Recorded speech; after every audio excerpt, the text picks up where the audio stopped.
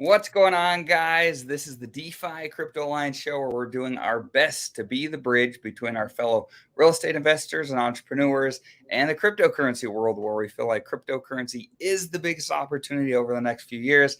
So, welcome along on the journey. Corey, take it away. Absolutely. Corey Geary here in the beautiful country of Puerto Rico. It's been absolutely amazing out here. I got my 4-mile run in this morning, so I'm always pumped when I get a good run in. Literally, the adrenaline carries me all the way through lunch. And yeah, it's just been a blast being on this journey with you guys where we're going to use cryptocurrency as that wealth creation tool and then use real estate as a wealth preservation tool. And man, me and Dane both feel it all the way down to our bones that we are in the right place at the right time, even with the craziness going on. And we can discuss that today.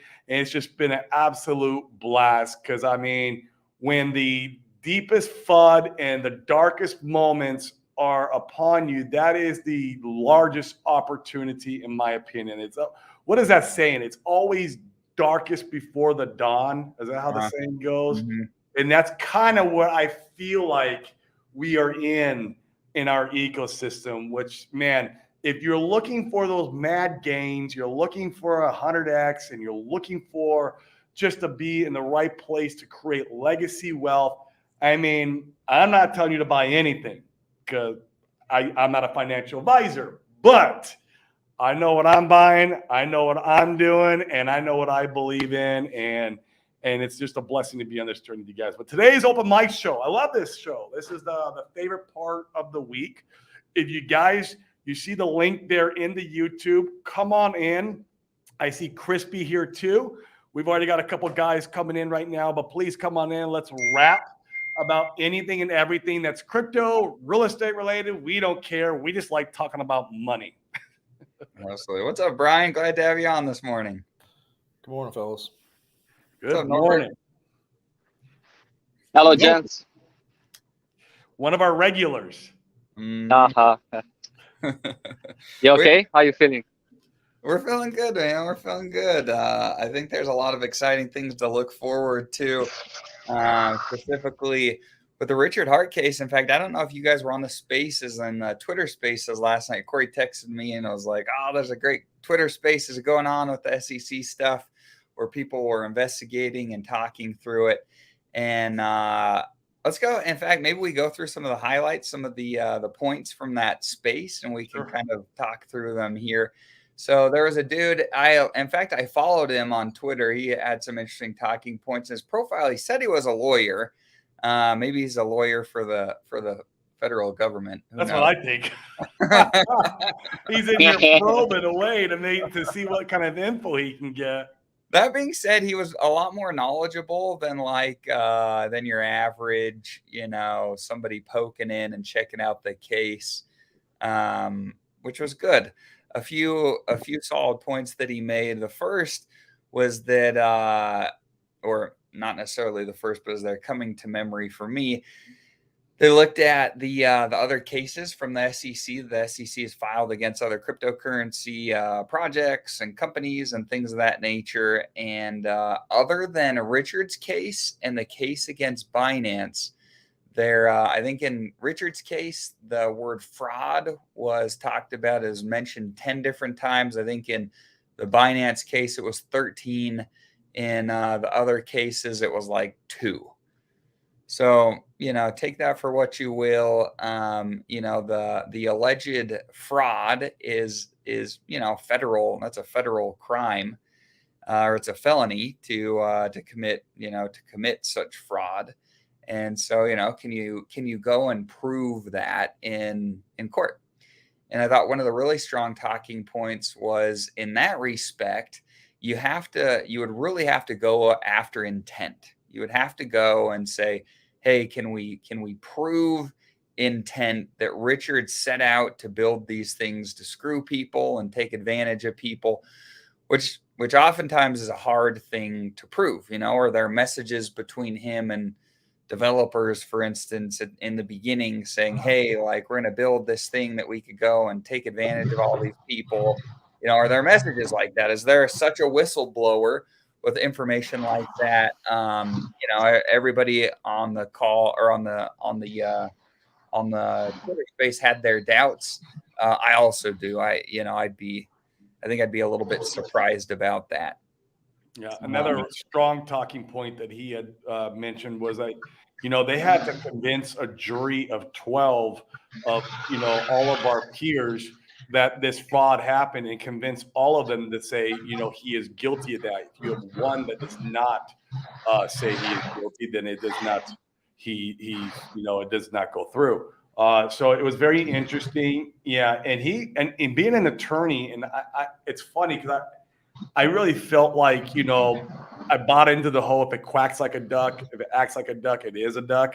Well, he's like, no, he goes, the disclosures are there full, hey, there is no expectations, and then when they were doing the ICO rounds back in 2018, they were, the part of the problem is that they would put expectations out there for people to invest. So they say, hey, this is, going to be 1,000x or whatever. It's going to do this, going to do that, or the other. And they had a lot of expectations that they would give their audience. And Richard clearly, many times over, not only on obviously the website, but then like in live streams, there will be no expectations of profit from the work of others. And he said it many, many times, and that you are sacrificing for freedom of speech. And you may or may not receive something in the future that will have zero value. There's something to be said, I tell you what, about when it launched, and he had that 48 hours where it was $0 and people were able to swap with ratios. Like, one of the reasons why, well, at least I've heard this, and I didn't come up with this, is because by launching at something at a zero value, it really was, and really quick, Norbert, I'm just going to mute you. There's just a little bit of background noise. So, sorry. No, you're good. So come in whenever you're good. I just want to mention that. Yeah, you're good. Sorry, go ahead, Corey. By launching it with a zero value, all of us were thinking, oh, this is very strategic for tax purposes. No, it was to cover his butt by launching the token at a zero value. The ICOs didn't do that. There's many different things that he did differently. I'm not saying that's going to save his ass. I don't know. I'm not an attorney and I'm not a judge. But I tell you what, man, it does stack things in his favor, because he gave us something that had a zero value. Now, we obviously value what we have now, but there's a lot of things to be said about that. And another interesting thing, Dane, about the space is that I guess you're right. He has not been served. So what happens there? Like, I'm still very confused. Like, if you don't serve somebody, does it just go on forever? Or like, is there a point in time, like say 3 years go by, and it's like, are they just be like, oh, you know what? That's 3 years ago. Let's just go ahead and close that out. Like, what happens in that scenario? And if any of you guys know in the comments, I would love to know. Like, if you can't serve somebody, do they keep trying, or once they stop trying? I'm pretty sure you have to be served in order to go and be charged with something. You have to be served. If service is not done, so do they just? What if they can't serve you? Well, that's the thing, right? So I think that's what happens here in the November call. Is I think that what happens is the SEC and the people bringing the case against Richard, I think they get on a call with the judge. They say, hey, we haven't been able to serve him through traditional measures and means, and now they look at doing something more creative, like there's been people served on Twitter. I don't know if that necessarily. I don't know if that necessarily works for Richard, because he says Richard doesn't read anything. Everything's blocked. Yeah. So, but what could you do to get creative? I don't know. There's a few different ideas. It looks like Brian has some ideas on the tip of his. So the argument could be that the fact that he's commented on the case is enough to admit that he knows about the case and that theoretically he's been served about the case. That's simply the fact that he's been commenting on it. That's actually a really good point. Yeah. So service could be. So once again, I think the pretense is that for all intents and purposes, it doesn't appear like Richard has been served up to this point.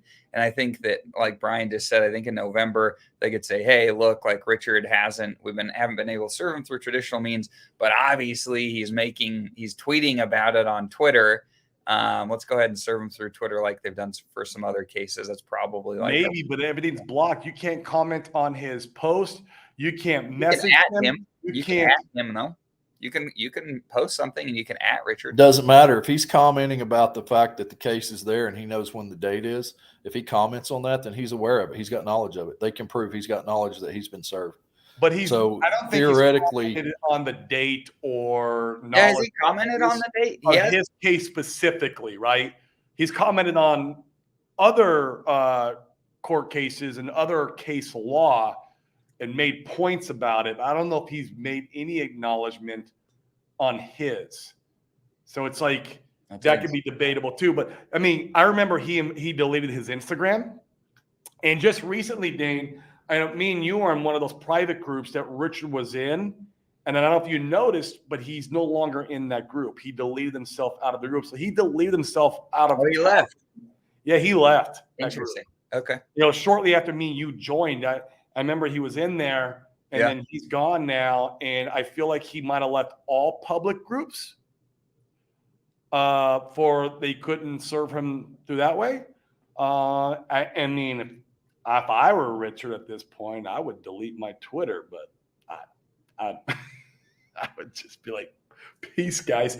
I'll see you in a couple of years. That's his only. He also had another opportunity. Oh, sorry.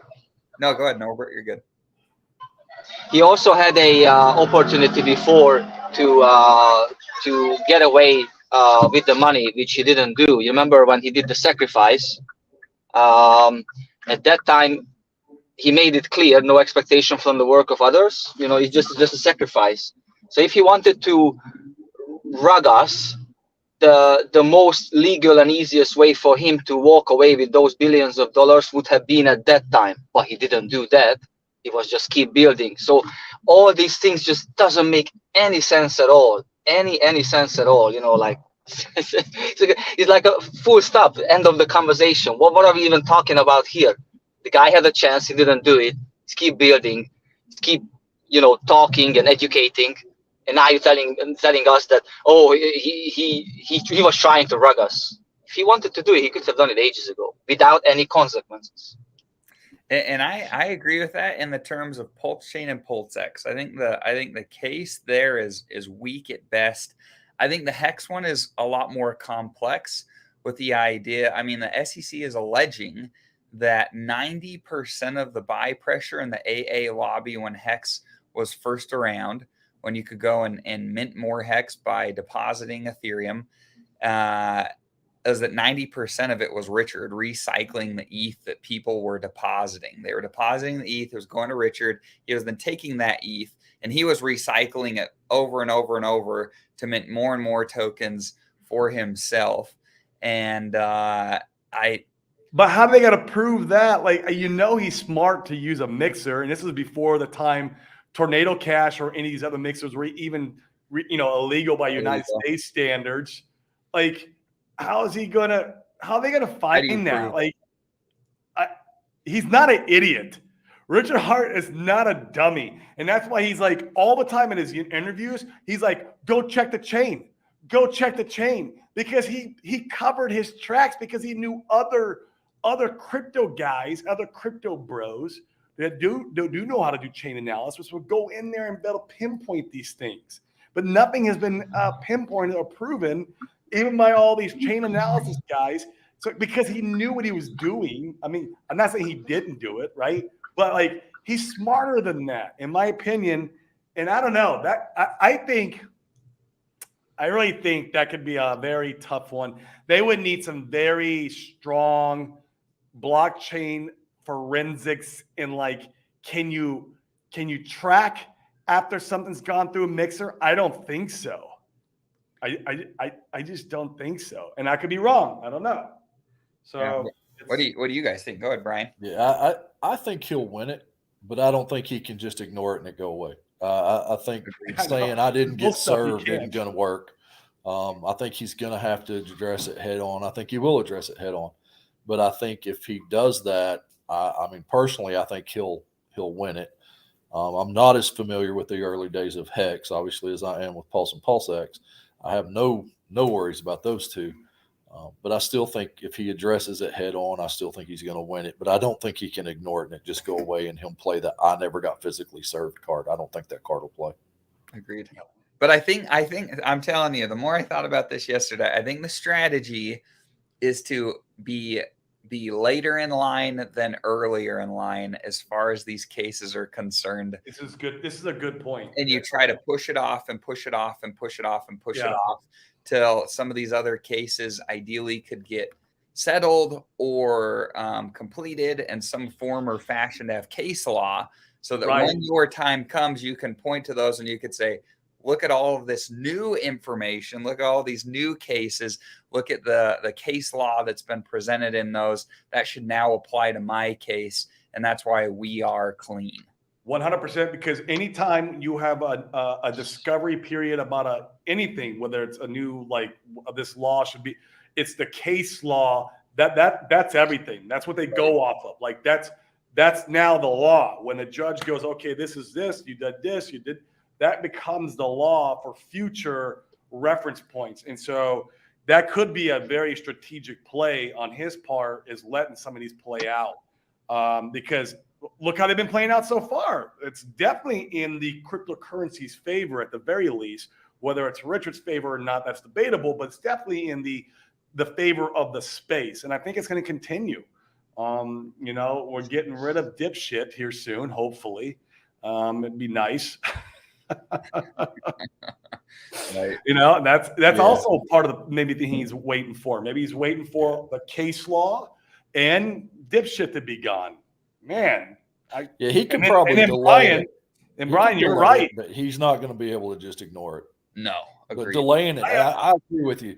If he can delay it, push it off, then yeah, I mean, you got precedent set in the favor of crypto. Precedent always helps, but I don't think he can just ignore it completely, and I don't think he will. agree. I mean, have we? No, he wouldn't. Go ahead, Norbert. Plus another thing is, like someone was saying, everything is just, for me, just so weak. Like people conception about another person is completely distorted. If anyone thinks that Richard built all these things, whatever, let's say, forget about Pushchain and PulseX, yeah? He built Hex. He created a contract, everything, the platform, blah, blah, blah. And then anyone with a peanut brain thinking that he took the money, he took the money from us, and then he went and bought Louis Vuitton with it, and then he posted it. Yeah, I bought Louis Vuitton with your money. It's like, it's seriously, Norbert, I like, have a what? peanut brain. I don't think that. Yeah, me too. I have a peanut brain too, but you're getting my point. Like, it's just, it doesn't make any sense at all. It's like you rob a bank and then you go back like, yeah, I robbed the bank and I'm so cool and I've done it. Like you never do that. Like only like, and Richard is not an idiot. You can tell a lot of things about Richard, but definitely not an idiot. Well, so I think it's interesting to explore the case because I think we all get it from the point of view as like investors in these things that we believe in, right? And we're believers in Richard Heart. That's why we're here. If you're the SEC, how do you build a strong case? Well, if it were me, let's say that Richard did an excellent job covering his tracks. You can't forensically show on the blockchain and say, hey, like here's the smoking gun, here's the wallets that are connected to Richard. Let's say you can't prove that. So what do? You're trying to get a jury of, I think it's 12 people who all agree that Richard is guilty. So if it were me, I would go and could I find some developers that were part of Hex originally to flip on Richard and to say, oh, we had conversations with Richard that were nefarious and his intentions were, to screw everybody. Well, if you could get that, that's a pretty strong point. I would try to do that. I would attack character. Character would be everything to me in the case. Well, now I'm not an attorney, so I'm just speaking out of my rear end here. But I think once again, I think we're all on the same page that I just don't think they're going to be able to go to the blockchain and say, like, here's a smoking gun where Richard offboarded, and turn this into fiat, and Richard took all the money from these people. I don't think they're going to be able to find that. So I think it's largely you're going after character. Can you get some character witnesses that were like insiders to try to flip on Richard? That I think that's your next best approach. Man, one of our favorite guys in the house, Money Game. What up, bro? What's up? Hey, Money G. How we doing, guys? How we doing? Good. Beautiful this morning, man. Absolutely beautiful. And by the way, I commented on your post today. Literally yesterday, I said, my opinion, we're at a bottom. Yeah. So, I think the bottom's in, but I know it's a controversial one, but yeah, the timing when you look at layer ones is kind of similar in terms of bottoming, and so I don't know. I think people are way too bearish at the moment, and it just seems like everyone's in that depression stage at this current stage. I'm not saying that it couldn't happen, that we couldn't see any more dips, but my opinion is that we see sideways action, and then I really do think that we start to come into a bit of a different era when it comes to 2024. I think it becomes more bullish in the general market as well. So we'll see. I think the next lineup in terms of the ETFs approvals for BlackRock and Grayscale is October. So yeah, I think that we're heading towards that way. I think it's only a matter of time until the ETFs get approved, and then all the Bitcoin boys are going to go nuts. They're going to think it's going to be incredible, and the whole market think it's going to the moon. It's going to be great for the whole market because it brings in so much liquidity. At least in the short run, it's going to bring in just a shit ton of liquidity in. So yeah, it's going to be interesting. It really is what I think could kick off the cycle. That's part of the narrative of the cycle. And then whether we have a left translated cycle or any of that, that's still up to the debate. But that I think that's part of the story that we're going to see coming up for sure. That's how you get $1 million Bitcoin this cycle. No. Come on, man. Like, I don't even know. Everyone gets the 10,000x on all of our Richard Hart stuff, right? Yeah, 100%. Let's go 10,000x, man. If you get $1 million Bitcoin, you might get a 10,000x on all your Richard Hart stuff. Then we're in 10,000x range there. Yeah. Plus, if we're gonna reach 1 million. Maybe 20 years from now, Norbert? Yeah. 20 years. I mean, I don't know. Yeah, that's the thing. Guys, just pray for long-term price appreciation, like this kind of price appreciation for Bitcoin, because if we reach a really high price for Bitcoin within a short amount of time, then that means that the economy is in huge trouble, because the value of any fiat currency just drops so badly that, then it's going to be like, that's true. Pull the rollers down, and then they're going to say like, yep, we want the CBDC from now on because it's all messed up. And we don't want that. Do you guys think that we go into another pandemic? Because I posted something today. Man, I'm seeing signs of it, man. I'm seeing so many signs. Like the stars are aligning that we're going to go into pandemic number 2. And they're going to scam us again. Of course we are. There's an election coming up. Yeah. Yeah, of course. I think it will be short-lived. I don't think so. Sorry to interrupt you guys. No, but please. Go ahead. But, it's so much talk around about the next pandemic that it's probably not going to happen. You know how it is when so much folks which country are you in? Talking about something that it's not going to happen, like with that first one. Yeah, it came just out of the blue that time. It was like a black swan event, etc. And now I see it, especially on Twitter. Like many guys are talking about that we are going to another lockdown, etc. And I don't think that this is going to happen. No country can afford another lockdown, guys. No country can afford another lockdown. Look around the world. America is in big trouble. Stefan, really well, just as myself. UK is in a massive trouble with all these bond deals. Like we almost collapsed. All these pension funds almost collapsed because they were buying bonds like hotcakes. And then when they realized that it's a a smelly poo-poo paper. They were like, oh, it didn't work out that well. We should sell some of it. And then they're like, oh, you're not going to get the money what you paid for it. A That real sucks. quick Black Swan event would give them the reason to turn the money printer back on, and Yes, give it them would. the reason to save the economy, how Brian said, in an election year. And that's how you move to a CBDC. And Yeah. whatever. There you Yeah. go. But they have to have I gotta get my another. tinfoil hat on right now, but yes, They've been reducing, right? They've been increasing the interest rate the whole time, pretty much. I mean, there's been a couple of periods where they haven't, but most of the time they've been doing that. And then what I keep seeing this last month, just so much news stuff coming out in the UK, in the US. Even the press secretary was talking about it the other day about Biden masking up and then being isolated away from the rest of the family. Like, to me, that's the beginnings of propaganda. Like, Sky News in the UK is starting to talk about the new variant and the cases rising up, and that the jabs that people have had on are running out. To it this time is my question. What do you guys think? Yeah, I don't think people are going to buy into it as much. But we said that last time, you thought that people were going to rise up, and they didn't. Exactly. Yeah.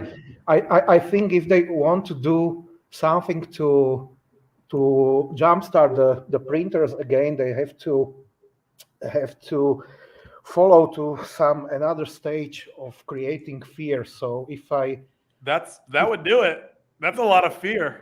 if I had to make a bet, I would go with some alien invasion or some, I don't know, extinction, that's even next like presidential election.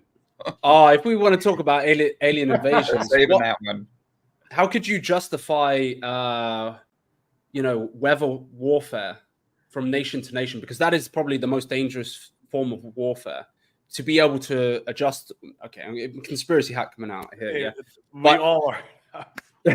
you want to, if you want to change and make an attack on a country without actually going to war with them, you could change the weather, you could cause the environment to cause suffering on that nation. Well, what a justification. Extraterrestrial beings may have affected the weather. Their technology could have affected the weather. Be a good justification to create some warfare. Anyway, we're going down the rabbit hole. There's a tinfoil hat theory that Burning Man, that they did the weather on purpose so they can use Burning Man as the reasoning why the new viruses are coming into play. That this is out of the soil there is ancient and from the dinosaur days, and it released a new variant, and that it's just all part of the whole master plan. It's some of the more tinfoil hat stuff that you see on Twitter, but it's Burning Man hasn't rained like that for forever. Well, you got to I can't doubt Alex Jones anymore, man. the mask mandates again already. I mean, they're starting to key that up. I mean, you had Whoopi Goldberg has COVID again.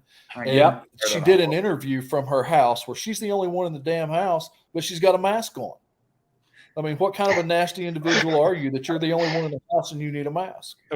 She's the type to drive her car with a mask on and be the only one in the car. Gotta be safe, I see it all the time. Or people riding their bike outside and they got a mask on. Yeah. Dude. The thing is, if anyone can be misled by these propaganda, I think it's just it's a good test for humanity. How you can separate the smart ones from the dumb ones. If you go for these things, then you must not be able to see the dots. You can't even connect them. Don't see the dots. So. Yeah, but I didn't ever take any vaccine. I never wear any mask. They were keep telling me put the mask on. I was like, I just covered my mouth with it. Yeah, are you happy? No, you have to cover your nose as well. And I'm like, yeah, okay. I'm sending the police to your house, Norbert. Hey, Corey. I'm such a small fish in the tank, man. They don't worry about me. They have the bigger fish. And if that's my destiny, come and take me. I don't really care. You're a cryptocurrency investor, bro. Trust me, they worry about you now. You're on the radar. Yeah, I might be. There's a helicopter above me, so. It's it's wild to see what's coming. In fact, it's interesting in election year. I mean, frankly, I think that could be a pretty strong way to garner a lot of votes, as if you're the current, and I'm speaking about the United States. If you're the Biden administration, you turn the money printers back on, you start handing out checks to everybody again. Those mail-in votes suddenly conveniently come back in. Yep, that's the whole Trump thing is with more the masking popular than mandates and ever. lockdowns, mail-in votes. They can manipulate the mail-in votes. Oh, that's true too. You want to get into the? That's true too. That's the easiest way to do it.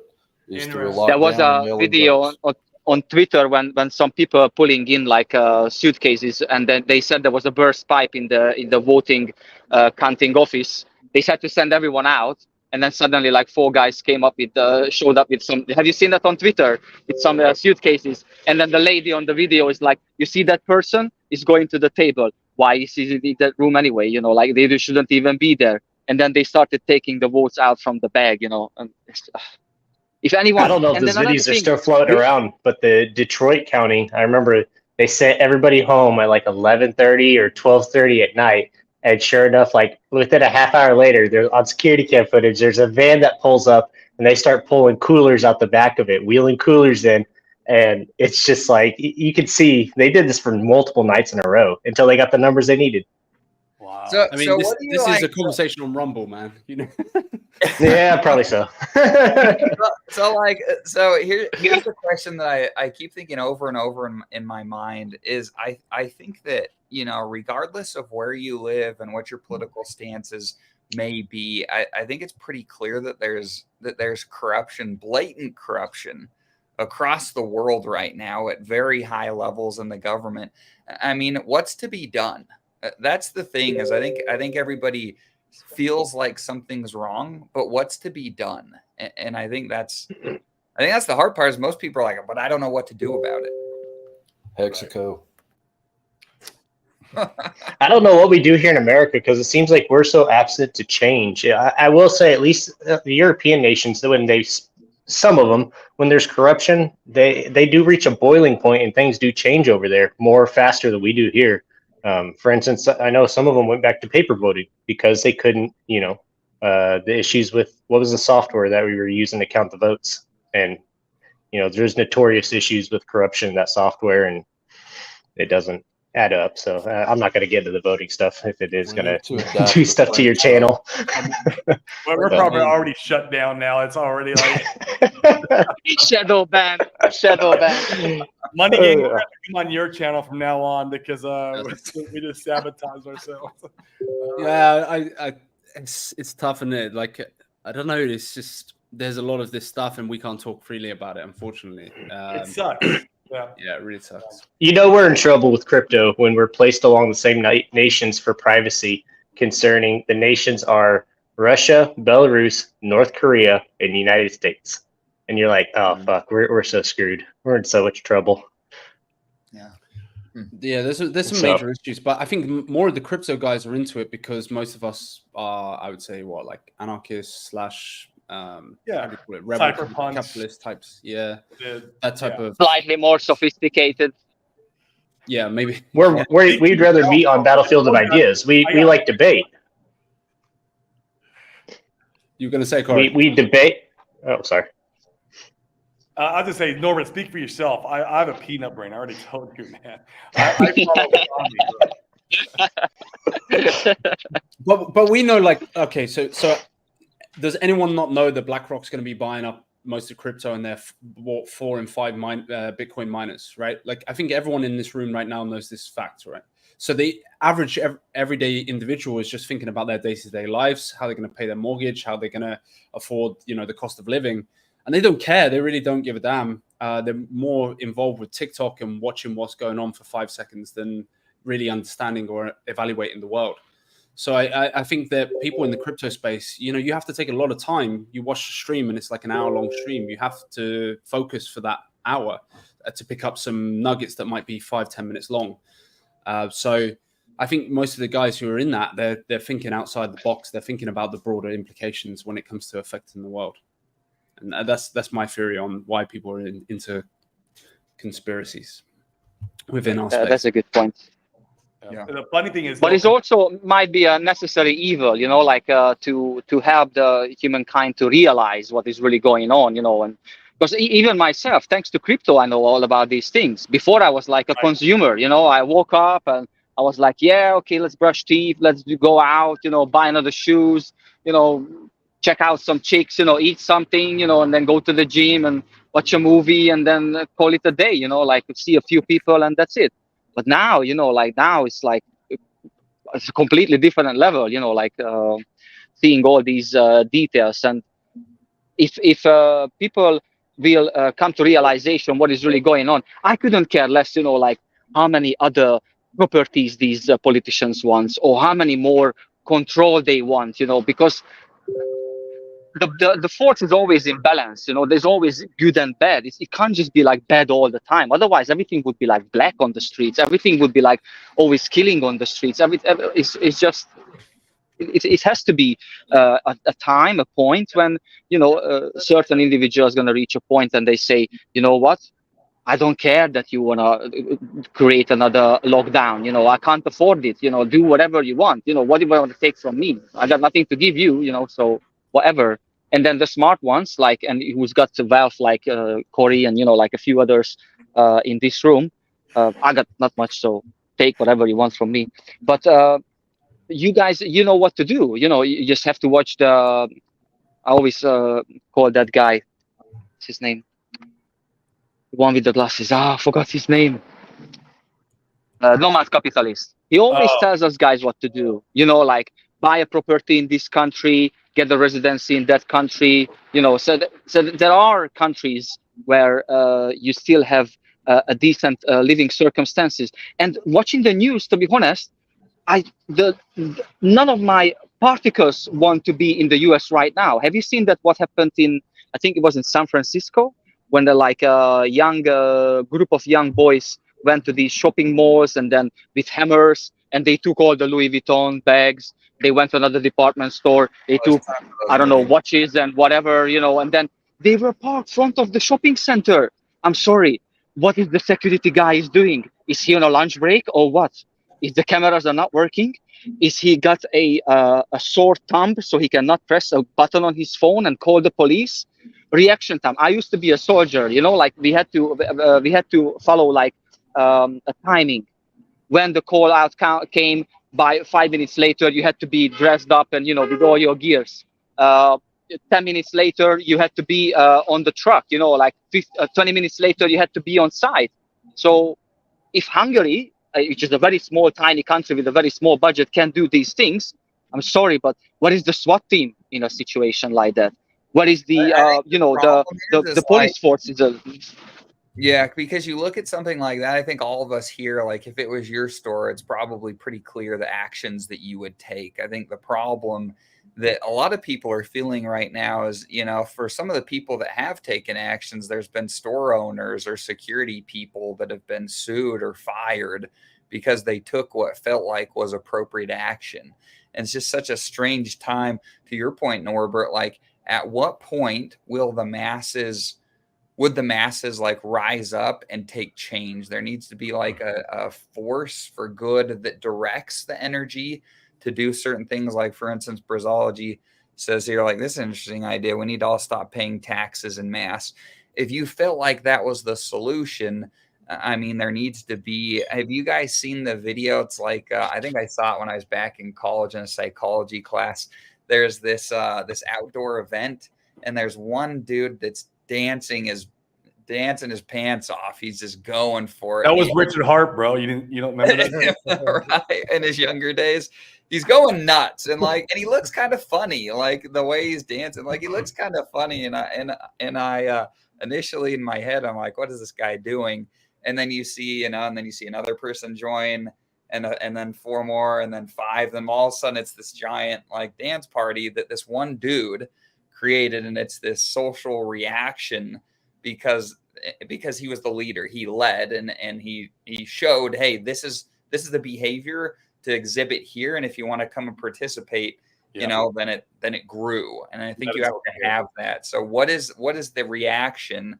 and there needs to be some sort of, you know, leadership, whether it be locally or, you know, however you can make an impact. This is what we're doing to make a change and find ways to get buy-in into that. You know, on that point though, Dane, you know the story about how to kill a frog. You don't, right? Like you don't boil the you water. gig You it. don't keep it really hot. Oh, You slowly cook it over time. No, but sorry, I mean, redneck. What I mean by that, if you have tempered water and you slowly boil the frog over time, it won't know that it's actually getting boiled to death, and then it boils over. Whereas, like, if you put it in boiling water, it would know it's burning straight away and try and jump out. And I think that's what happens with the masses. Like, to use that as an analogy, is like we make these like mini agreements with the government. We make these mini agreements with authorities and say, "Oh no, that's fine, that's fine, that's fine," and then suddenly these bigger things get pulled in as like as an agreement that you then go, well, hold on, this is taking away my freedom, my privacy, it's taking away my freedom of movement. You know, we gave away our freedom of movement and our freedom of speech at the last pandemic, and so it's kind of scary to see, really. Right. Yeah. It's interesting. We will see. On a positive note, so this is before we get shut down, Dane. Yeah, before we'll spin it another direction. I don't know if you guys have been paying attention to Fame, but Famous is going to be launching, or their goal is to launch it next week. The new testnet is out as of yesterday, and it was great. And I was in the Telegram, and they were showing how to use the tool.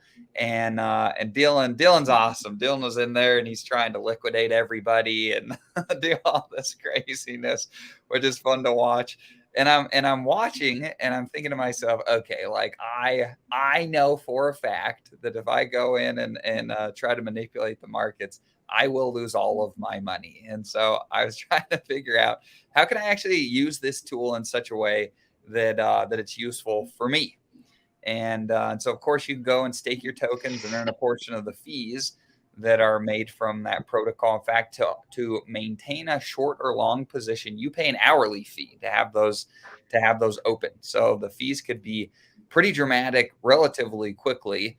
And so I'm excited for that. The other way, though, and Buck came in and he talked about this. I thought this was pretty insightful. You can use it to go and maybe you guys are far more advanced in this respect of crypto than I am. So forgive me if you are, but you can go and hedge your positions, right? So you can, if you choose to go and buy some Polts, for instance, maybe you go buy some Polts, but you leave a little bit of money on the sideline where you go short with leverage with the intention that that's a little bit of an insurance policy. So if you bought and price goes down, well, you're decreasing, you know, the harm, if you will, in that time frame with your short open. Similarly, to go long, you could go, and when you think the market's a little frothy, you can go take profits, open up a long as a little bit of an insurance policy in the event you're wrong and the market continues to go up. There's some opportunities to go and hedge there. So that's really exciting. And also, I think I'm really interested to see how it plays out.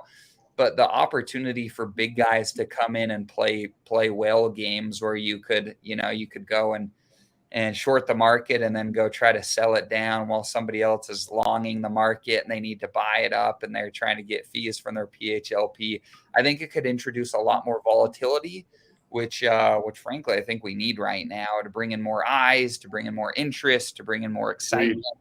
And we could have that across the board. So I'm really excited to see how that. I am too. I won't be playing the insurance games on longs and shorts because in crypto, as we know, like it will wick up 50% or even a 2x just to knock your short out. And then it will go down 90% so it's like, for me, it's just I'm glad the tools are there. There will be some sophisticated investors who know what they're doing, who utilize. In fact, Dane, I was in the private group that we're in the other night, and Buck was in there, and he was talking about he actually put a little bit of shorts on Hex, Pulse Hex, because he also feels money gain that we are at a bottom, but to the same concept, he wanted to put little insurance policies on the fact that just in case we weren't, because he's buying long now. He's going long,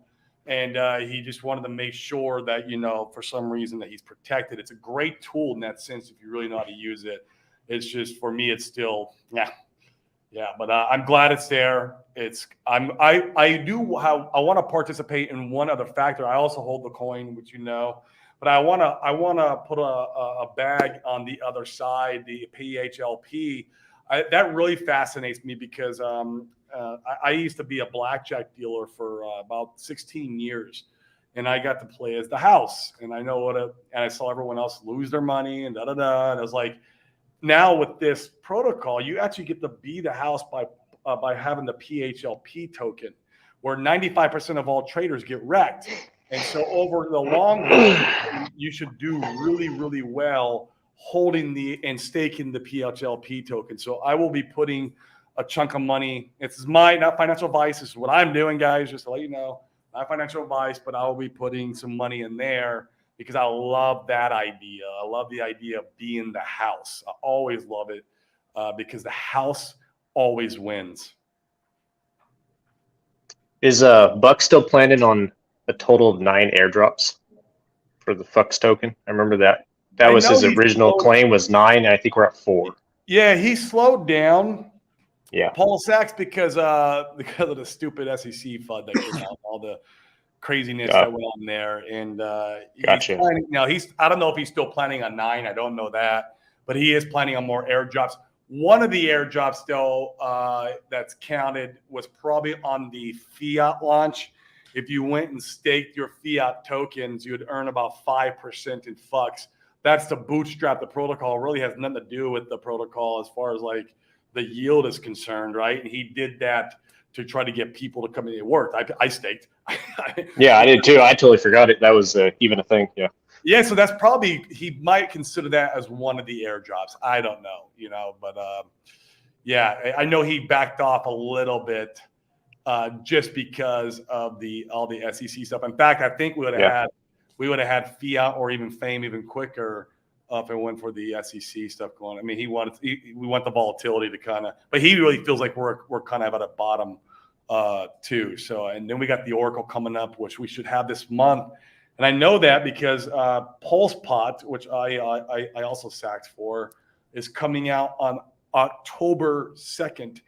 And they have a date. So, like, if they're coming out, and so is Mintra, Gerardo. I don't know if they need the Oracle, though. I don't know if they need it. I know PulsePot does. PulsePot has to have the Oracle for their protocol. It's an online casino, which is why I sacked for it, because I get to be the house again.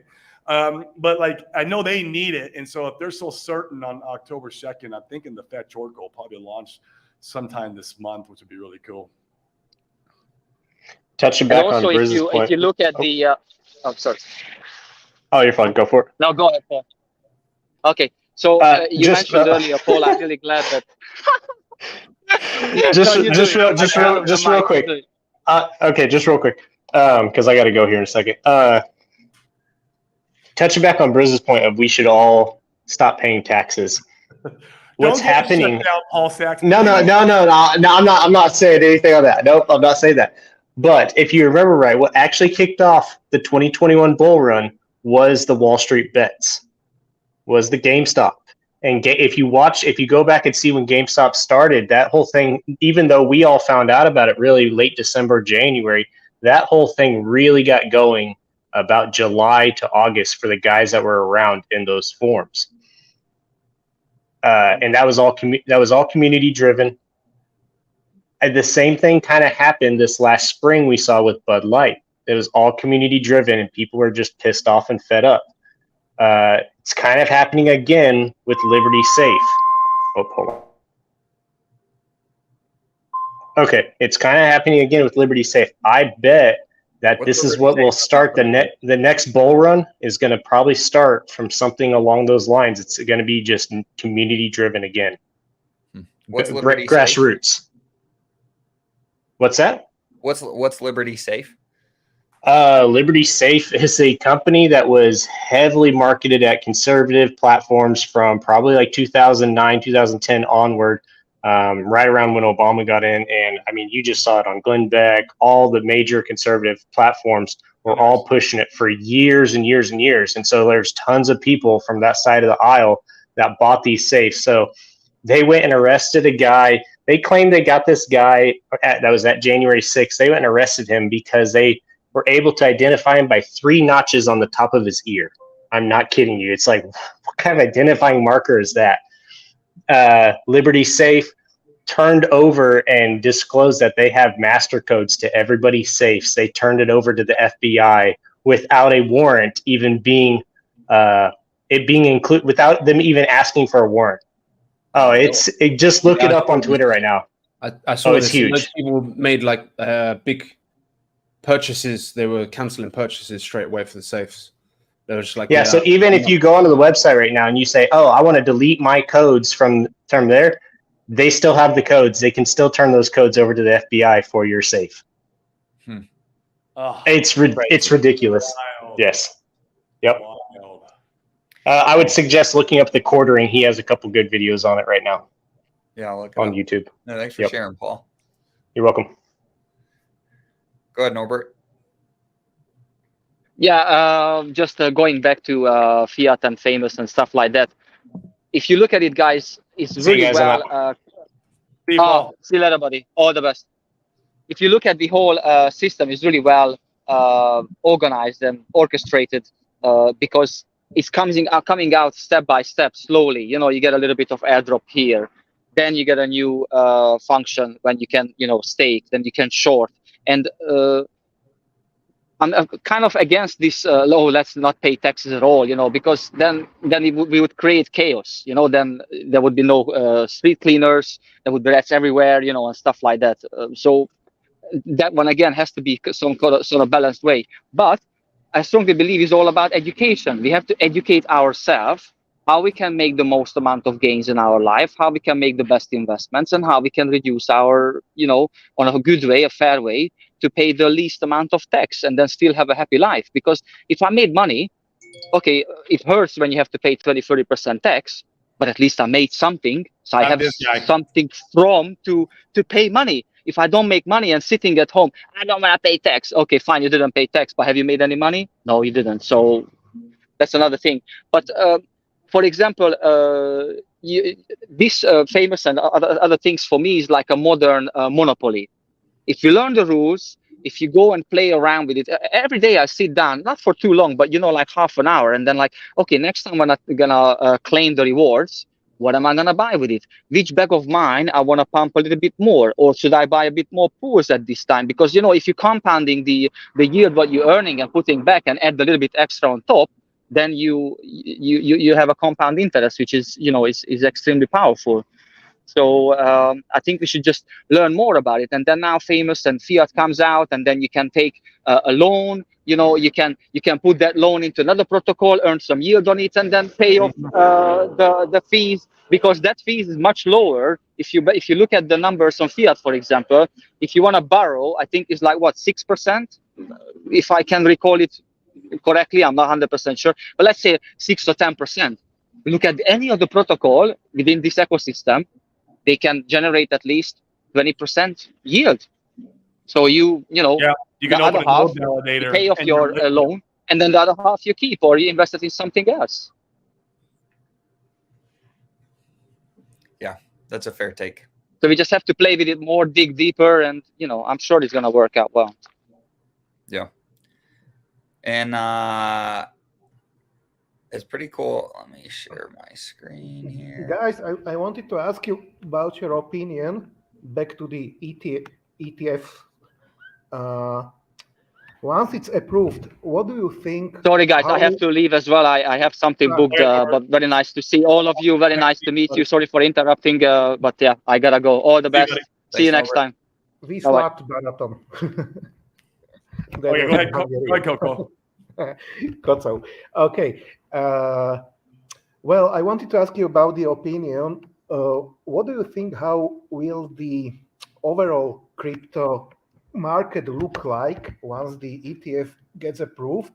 I mean, in terms of whether it's going to be just a one-man show, like BTC draining all their liquidity out of the alts. Alts will be bleeding, and BTC will skyrocket like we saw back in 2017?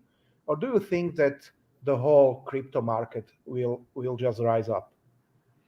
I'm anticipating kind of like your traditional, like money flow into Bitcoin and then flow into ETH and other alts. That's kind of my anticipation. I think the name of the game is just getting retail excited again. You know what I mean? Like, once retail's excited again, and I think that's their new money. Yeah, I think more and more people are aware, right? Like even in terms of like, well, how do you define Bitcoin skyrocketing? Well, I would say, in my opinion, like 100K Bitcoin, like that's a really strong run on Bitcoin. It's not a 10,000x, but like it's a pretty strong run in Bitcoin terms. And so, yeah, I mean, that's my anticipation. And companies like BlackRock, I mean, they're going to want to sell the crap out of those ETFs to your grandma, Ethel, and to, union workers as part of their pensions and things like that. They're going to sell that to death. And I think it's good. It's just more familiarity with crypto. I don't see how this time would be massively different in seeing money bleed over to the alts. And that's why we're here, right? We're here not for a 2x on our money that you might go get in Bitcoin. We're here for, for more gains. And that's why we're here in the alts. And that's what I'm anticipating. Uh-huh. Yeah. My sentiment's the same. I mean, it's right on cue, like, especially if it's coming in right around when we typically start pumping, which is around the Bitcoin halving. It brings the retail back in. That's Dane hit the nail on the head. You need retail to come back in to pump new money into Bitcoin, and then what happens? Bitcoin goes up. And then, like Dane said, it bleeds over into Ethereum, and then it bleeds over into other layer ones and alts, meme coins, whatever have you. And it's not a linear bleeding over. I think a lot of people in crypto talk about how it's just like, I see it all the time on Twitter. They're like, "Oh, I'm low dump on Bitcoin now, and then when the chart changes, then I'll move everything over to Ethereum, and then when the chart changes there, then I'll go to alts." Like it can't predict it linearly like that. You're not going to predict it like that. Yeah. No. Yeah. Get wrecked. Because from what I remember, back in the 2017, it was how to say there were that Bitcoin run was much more bigger, like in 2021. I mean, the separation of Bitcoin from the other altcoins, there were times where Bitcoin gained like, 20-30% to the upside, and all alts were bleeding heavily. But I don't remember such a situation during the 2021 bull run. Maybe in a very tiny time frame, I saw something like that, but it was just a small percentage. Yeah. So, and the moves to the upside you're going to get in Bitcoin, once again, like you got to determine what you think the upside is from here. I think we're at like what, 23K today or something like that. 25. That low? No. I think it's more 25, right? 25,790. There we go. Yeah. 25. So like to 100K or 4x from here, right? Like you got to. I don't even think it does 100K. Maybe I think it stops off at about 90. Right. So I mean, call it 3 or 4x from here. Do you want to park your money in Bitcoin with the upside of a 3 or 4x and potentially get left behind on something that does a lot more? I don't know. That's how I'm thinking about it. I'm with your friend Somi on this one. I also think that 85K, like he used to say in his videos, can be the trap. But of course, he's playing the game like to sell like 70% of his portfolio and just to keep like 30% in case that Bitcoin finally hits that 100K or above. Well, I'm the same opinion. I think that the BTC Maxis will going to wear those stupid laser eyes again and telling the narratives that okay, the last time it didn't happen, but now it's a sure thing. We have to go over 100K, you've got the BlackRock, etc. I'm seeing 150, 250. I saw somebody post 500. 3, I'm 4, seeing, 5. Oh, they're already I- calling for it. I'm seeing ridiculous numbers already. The average about 125 to 250. People are saying, I think it was BitBoy was saying it was about 120 to 150 as a conservative figure. 500K is another one. The Moon Car saying $1 million. I mean, it's just insane. A mil, like, this cycle. $1 million. Yeah, the Moon Car's an idiot, man. He's just That's complete idiocracy. I mean, a mil this cycle. At least $1 million. It's crazy. All by 2025, they were saying. But one of the things, actually, I got to give credit to one of the guys in my group, Randy Oswald. So he posted a chart in my group about the GBTC discount, right? Because we know that was heavily discounted. It was discounted to about, I think, September 2021. It was about 48%. It's actually currently sitting around 17%.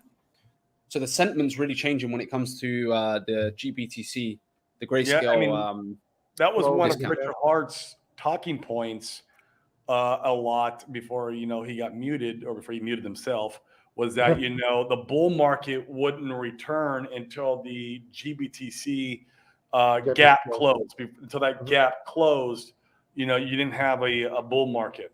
So yeah, it's interesting. I've seen that on Twitter. I've seen on the Twitter how it's been kind of going up, and as we get closer to the ETFs and all that, it will it should close. Because that would convert, correct me if I'm wrong here, if Grayscale get the sign off, and I think every other company would get the sign off as well, the other 7, which include BlackRock and Fidelity, etc. But you would then have that as they're trying to transfer that into correct a spot ETF. That is the goal. Yeah. So, I mean, if you're smart and Bitcoin was your play, and you really believed, that these ETFs are going to get approved, you go buy Grayscale right now on the discount, 100%. And then here in a year or so, maybe you can convert it. Maybe you got real Bitcoin. I don't know. Still not enough in there to make my mouth water and go after it. It's it's fun to think about, but I'd rather. That's why we're in the odds, huh? Yeah, I'd rather buy a heavily discounted SEC targeted the layer 1. That's what I'd rather buy.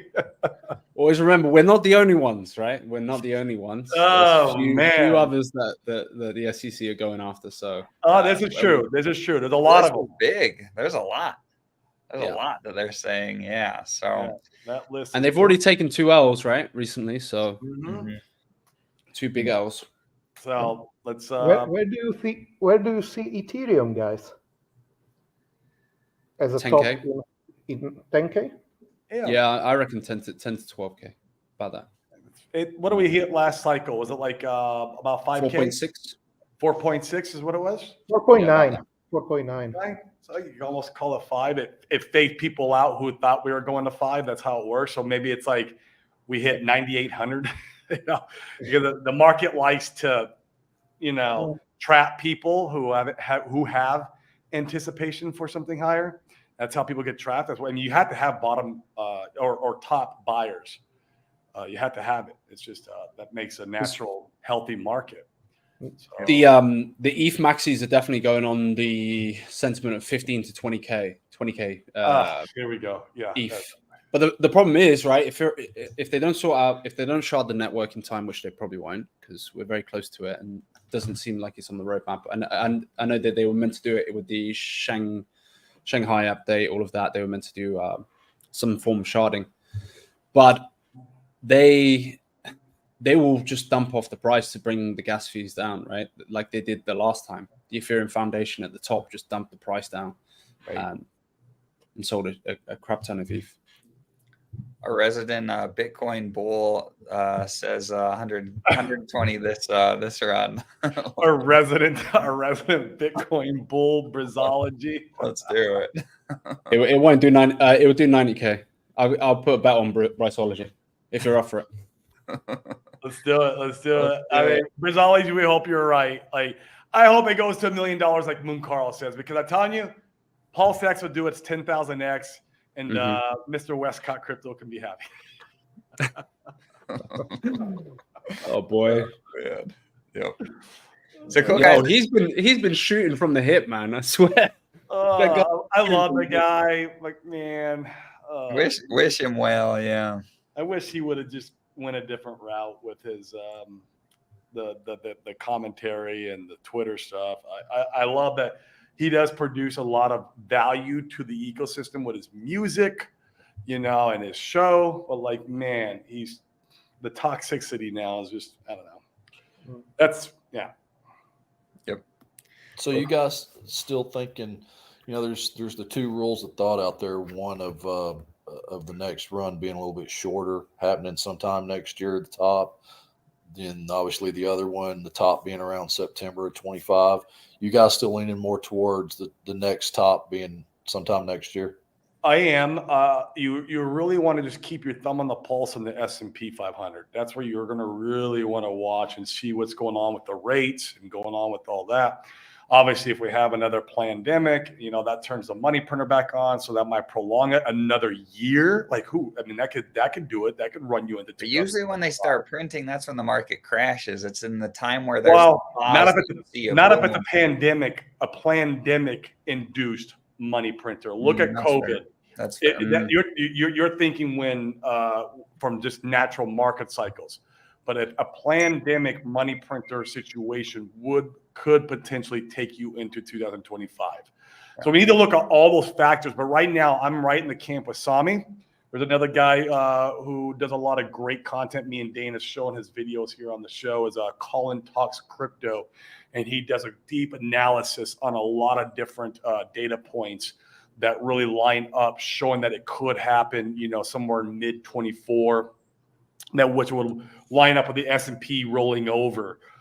So we just need to keep our thumb on the pulse on that, you know. And like Sami talks about, you need to allocate a whatever probability percentage you think that it's likely to happen. So maybe you're like, well, I think it's 7. Like Sami's like, I think it's a 70-30. He's like saying that 70% it's going to roll over and we're going to get, you know, faked out, and then 30% it could still go. So he's going to take 70% of his chips off the table, because that's where, you know, that's good risk assessment and analysis, right? And you want to be able to do that. You know, as of right now, I think it's very highly probable that it could happen. I don't know, because we are in the last stretch of the typical S&P 500 run. And so cryptocurrency's never seen that.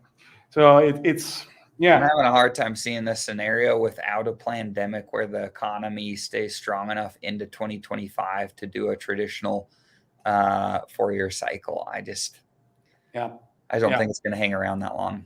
Yeah, but I won't be taking all my chips off the table. I will definitely, you know, just in case I'm wrong, because that's a problem with markets, is that typically we are wrong, you know. And so you just got to hedge your bets, right? And so just we'll see, man. I think going into 24, we're going to know a lot of information, a lot more information going into 24. Some of the cards will be exposed. Oh, Crypto Slop, bro, I wore it for you, man. I thought you were going to be here today. God, I thought you were going to be here. Thought we are going to have a good, deep icosahedron talk, but but that's my thoughts on it, Brian. We just got to kind of play it by ear right now. But as of the way it looks now, it's looking like we could definitely have a translated cycle, a left translated. So do you think if that's what happens, that the X's will be lower if it's a shorter, if it's that shorter run? Not necessarily, but I was never in the camp of like we're going to do 1,000X. You know, I think at these levels we're at now, we could definitely do a 100X. Now, this is my opinion, not financial advice for all you guys on here. This is just what I think. But yeah, we could definitely do a 100X from these levels that we're at now. I've never been in the camp of 1,000X. Can it happen? Of course. I hope I'm wrong. But I build my portfolio out in a way that I don't need 1,000X to change my life. That's why I think that way. I want to make sure I'm being as realistic as possible with, you know, what I'm doing here for me and my family. But it could happen, yes. But no, I mean, yeah, maybe not. It's hard to say, man. You just need to. We just got to keep our eye on the ball. I mean, we could definitely still see 100x. You know, especially from these levels. Like, I think we could see a really strong run from these levels. I think you could see Richard. You know, like what happens if Richard either settles or they figure out the case by some point game over, and we're in the thick of things. Like maybe then pretty strong multiples. Yes. But I think it's healthy to be able to have more conservative expectations. Yes. Where, you know, like you're more likely to hit those. There's so many people that, you know, before Pulse Chain launched that were thinking, you know, it was an easy 100x or a 500x or 1,000 or 10,000x, you know, and there's just not many cryptocurrencies that do that. And so, you know, I think it's just important to have conservative expectations, conservative timeframes. If you do that, you know, if you can keep yourself from being the bag holder through the next bear market, there's the problem. Even if you don't time the top perfect, you'll be fine. Brian, for me, I'd rather cash out, you know, a large portion of my portfolio, maybe on a 30x, maybe it's a 50x, you know, maybe even a 20x, depending on what's going on with the market and how the things are lining up. And then you leave some, I'm going to leave some in for a moon bag, but and then miss some of my gains than vice versa, where I'm holding my whole bag and then we hit a 30x and then we just roll over and drop 95%. And then we're down in the dirt again for 2 or 3 years. Like that would just like that bothers me more versus the other scenario. So that's what I think about. Like, what are the two scenarios here? What am I comfortable and happy with at the end of the movie? And you know, obviously both of them suck. There's gonna be a part that sucks, but I need to weigh this out and think about these things because that's just being part of being a responsible investor. You know, it's for me, it's for my family, it's, you know, it's our livelihood and a lot of this stuff. I mean, I haven't bet my life. Like, I still have money in the bank. I still have my houses. I don't like, you know, although I did sell some rentals for crypto. I will say that. But yeah, it's you know, I want to make sure that we're being smart about this. And if I miss out on some X's, I'm part of my portfolio, I'm okay with that. I'm okay with it. So, and like I said, I hope I'm wrong. I hope I take like, what if maybe I take off 80% off the table and I leave 20% in and it goes 1,000x. I could be so wrong about this. I don't, you know, that's the thing, man. I'm just a dude on the internet. I don't know shit. And it's cycle one as well. Ooh. Cycle one of a brand new product is usually pretty decent. It's very true. This is very true. And if we have a plan type demic with a money printer going back on, I'll tell you that. On your shorts. Imagine that with a Richard Heart, like resolving this. Then Westcott might get his wish. He might get his wish. He might get his wish then. And I really mean that. Like, I don't know. And not knowing is like, I have to be careful the way I play my cards because I just don't know. It's like DCA. Why do we DCA? Like, we DCA because it's an admittance to self that we don't know where the bottom's at. And we want to place our bets over time because we can't time that bottom. We don't know where it's at. And that's how markets work. We just don't know. And so it's the same, you know. But it's something that me and Dane, and I think a lot of people will be looking really deep into as we're moving through 2024, really keeping our thumb on the pulse of trying to figure out if we're going to see this transpire or not. But imagine a scenario, we go up and we do maybe it's 100x, who knows, right? And then it rolls over, we take profits, and then like 2 years later, you get back in again and you're able to, like, you know, write it all up again. And maybe then just how you get your 1,000x, right? I don't know. Yeah, you don't have to do, like, for 1,000x, you don't necessarily have to do it all in one go, right? I think maybe 100% correct. You need a 10x off of that, right? Off your 100. Man, you hit the nail on the head on that one. Yeah, man. If we get 100x from these levels, that would be glorious. What if you go into a nice meme token? Woo. No. You get like a experience 60% slippage exiting out because you got so much money. Bro, I'm going to tell a story, and I think he'll appreciate me saying this because a lot of people get a misconception. I know him very well. So Hexy Bastard did very well from DBI. For people that don't know, do not buy Inu. So he done big amounts, and bear in mind, like he'd earned a bit of money from Paul Pleb, and he'd done very well from DBI, and just because the amount that he was able to put in was way higher, and he only needed 10x or 20x or whatever. So I'm completely in agreement with you, Corey, where it comes to, hey, it's really how much you've got in and how many X's you need, and if you can lower that amount. You can do if you only need a 10x, it's way easier to play that game.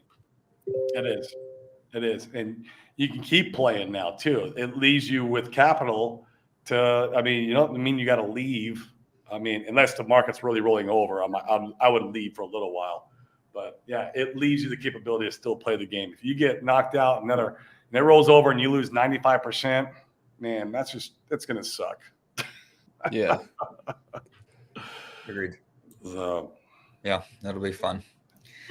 Well, cool, guys. This has been a good show. Appreciate everybody tuning in. Appreciate all the comments. Appreciate you guys being brave that came on the live stream. You guys, you're welcome to come on next week. We'll always appreciate the feedback from the community. We're here for it. I feel like the community continues to be incredibly strong amidst, the brutal bear market we've all suffered for, but the light at the end of the tunnel is getting near, and we're excited about it. So hold on to your shorts.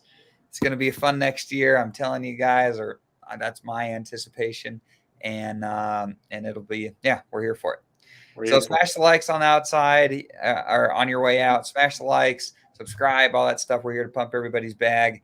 And we'll see you next week. See you guys. Can you imagine how big your channel is going to be in the bull run? We hope so. I mean, of course, man. The views are going to be 4x the amount that you're at the moment. Probably. I remember when Pulse Chain launched, our views doubled or tripled. It was crazy. But it only lasted for a week, and then that's your average retail right there. Coming in for the fun and then leaving when it gets boring. Mm-hmm. Yep. That's so retail. Absolutely. Cool, guys. Have a good one. See you guys. Take care. We had